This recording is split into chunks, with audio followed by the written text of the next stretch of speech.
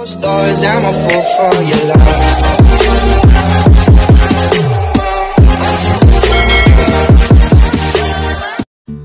Final recap nga tayo pagdating sa laban ng Signal HD Spikers at ng Choco Mucho.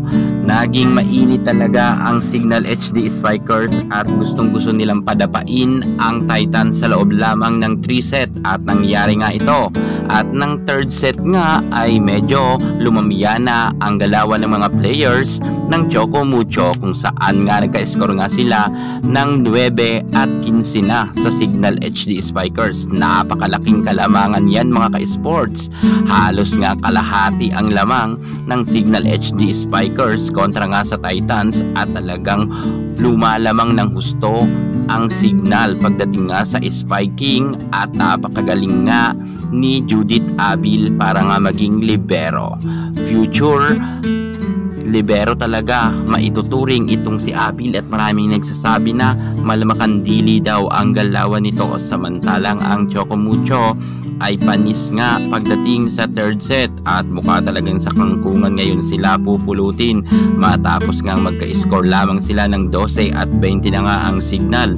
Malaking kawalan talaga si Sisi Rondina at hindi nga makaporma-porma dito itong mga bagong players nga ng Choco Mucho na ipinasok kahit nga si Malaluan ay nakadalawang puntos lamang ito. At pagdating pa nga sa fifth set ay nagka-error pa itong si Malaluan sa kanyang services kung kaya nga na ipanalo na ng Signal HD Spikers. Siyam ang kalamangan ng Signal HD kontra nga sa Titans. Grabe mga ka-sports, tinambakan ng husto ng Signal ang Choco Mucho. Maraming nga nagsasabing mga netizen na humina na daw ang Choco Mucho at mukhang hindi rin ito makakapasok sa semifinals. Mukhang mababash raw ngayon ang Choco Mucho sa pagkatalo dahil nga sunod-sunod na minamalas nga ang Titans. Napakaraming error nila. Pagdating nga kay Isa Molde, ang mga spike nga nito ay panay nga out. Samantalang itong si Perez ay sobrang napakagaling na import.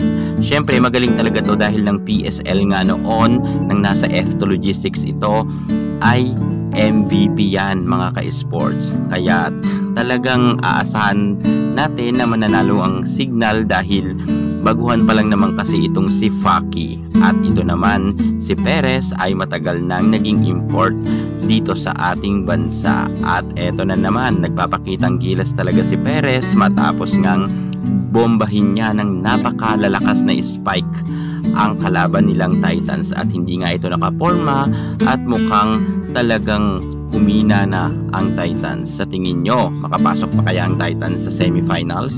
Aminin man sa hindi ng Choco Mucho fans, malaking kawalan talaga si Sisi Rondina. Kitang-kita naman natin na ang score nila sa final.